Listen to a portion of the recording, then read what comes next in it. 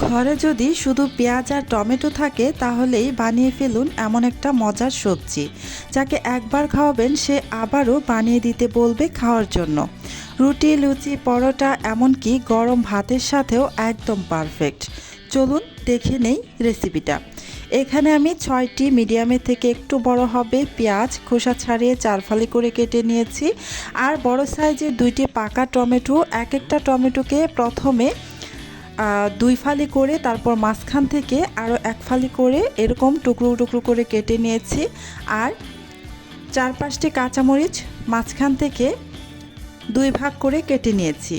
এবার চুলায় আমি আগে থেকেই প্যানের মধ্যে কিছুটা সরিষার তেল গরম করে রেখেছি। এর মধ্যে দিয়ে দিলাম পেঁয়াজের টুকরোগুলো। এবার এই পেঁয়াজের টুকরোগুলো আমি নাড়াচাড়া করে ভেজে নিব। এমনভাবে ভাজতে হবে যেন পেঁয়াজের কালারটা একদমই চেঞ্জ হয়ে যায় আর পুড়ে না যায়।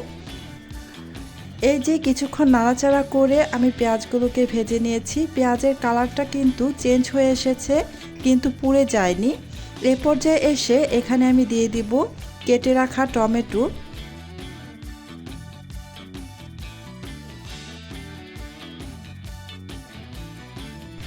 এবার নাড়াচাড়া করে পেঁয়াজ আর টমেটো আরও 2 মিনিটের মতো আমি ভেজে নেব। চুলার আঁচ একদমই মিডিয়াম টু লো আঁচের মাঝামাঝিতে রেখে। এই তো আরও 2 মিনিটের মতো পেঁয়াজ আর টমেটোটাকে আমি ভেজে নিয়েছি। পেঁয়াজ আর টমেটো ভাজার সময় অবশ্যই খেয়াল রাখবেন যেন পেঁয়াজ আর টমেটো অতিরিক্ত সিদ্ধ হয়ে গলে না যায়। এরকম আস্ত অবস্থায় ভেজে নিতে হবে যেন গলে না যায়। এই যে পেঁয়াজ আর টমেটো আমার ভাজা হয়ে গিয়েছে, তাই আমি এখান থেকে 3 ভাগের 2 ভাগ টমেটো আর পেঁয়াজ উঠিয়ে নিচ্ছি। আর 1 ভাগ পরিমাণ এখানে রেখে দিব, আরও কিছুক্ষণ সময় আমি ভাজবো এই 1 ভাগ পরিমাণ পেঁয়াজ টমেটো। এবার এর মধ্যে আমি দিয়ে দিব হাফ চা চামচ পরিমাণ আস্ত জিরা। জিরাটা দেওয়ার পর একটু নাড়াচাড়া করে জিরাটাকে একটু ভেজে নিচ্ছি। যখন সুন্দর একটা গন্ধ বের হবে জিরা থেকে, তখন আমি এখানে দিয়ে দিব আদা আর রসুন। আমি এখানে হাফ ইঞ্চি পরিমাণ আদা খোসা ছাড়িয়ে ছোট ছোট টুকরো করে কেটে নিয়েছি। আর 4টি বড় সাইজের রসুনের কোয়া দিয়ে দিলাম।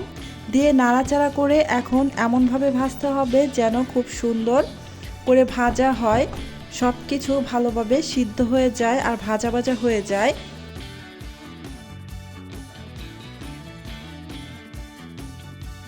সব কিছু সিদ্ধ হয়ে একদম ভাজা ভাজা হয়ে গিয়েছে। এখন আমি এটা নামিয়ে ব্লেন্ডারে ব্লেন্ড করে নিব।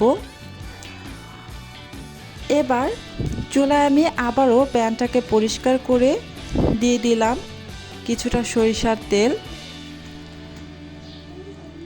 এখন আমি যে মশলাটা পেঁয়াজ টমেটো আদা রসুন জিরা এগুলো যে আমি ব্লেন্ড করে রেখেছিলাম সেটা এখানে সম্পূর্ণটাই দিয়ে দিব।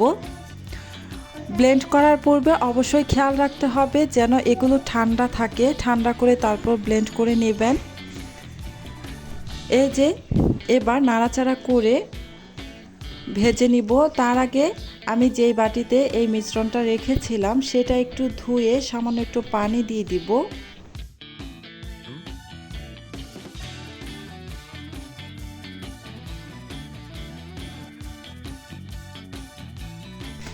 এবার কিছুক্ষণ সময় আমি কষিয়ে নিব। অবশ্যই খেয়াল রাখবেন যেন পুড়ে না যায়। চুলার আঁচ একদমই মিডিয়াম টু লো আঁচের মাঝামাঝিতে রেখে ভালোভাবে কষিয়ে নেবেন।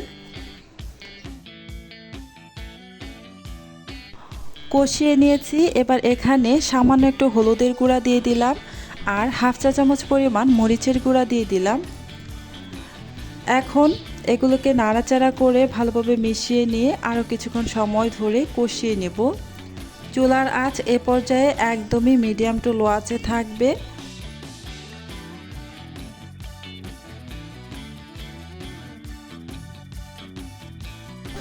মশলাটা ভালোভাবে কষানো হয়ে গেছে। এখন আমি এখানে দিয়ে দিচ্ছি আগে থেকে ভেজে তুলে রাখা পেঁয়াজ আর টমেটো।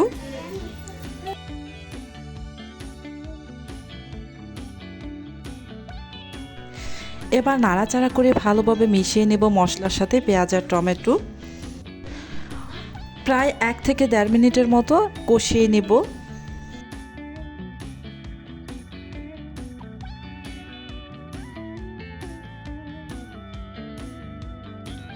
1.5 মিনিটের মতো কষিয়ে নিয়ে এবার এখানে সামান্য একটু পানি দিয়ে দিচ্ছি, প্রায় 2 টেবিল চামচের মতো। খুব বেশি কিন্তু পানি দেওয়া যাবে না, কারণ অলরেডি এই পেঁয়াজ আর টমেটো খুব ভালোভাবে সিদ্ধ হয়ে গেছে।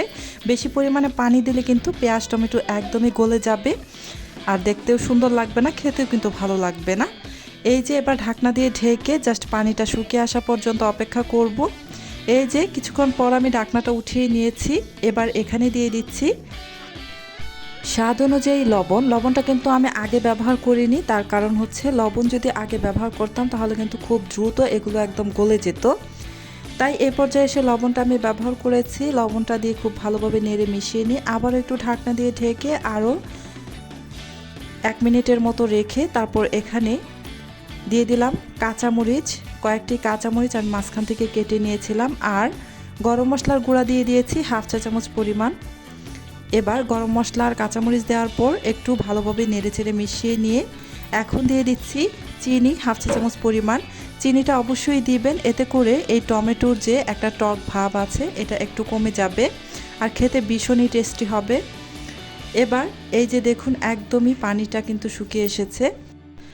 এখন পর্যন্ত যদি ভিডিওটা ভালো লাগে তাহলে একটা ছোট্ট রিকোয়েস্ট, চ্যানেলটা সাবস্ক্রাইব করে পাশেই থাকবেন। এমন সহজ রেসিপি আমি প্রতিদিনই শেয়ার করি। রান্নাটা আমার হয়ে গিয়েছে, তাই নামিয়ে ফেলবো। এই যে নামিয়ে একটা প্লেটের মধ্যে আমি সার্ভ করে নিচ্ছি। একবার ট্রাই করলেই বুঝবেন এই সহজ রেসিপিটার টেস্ট কতটা অসাধারণ। আপনি বানিয়ে খেলে কমেন্টে জানাবেন কেমন হয়েছে।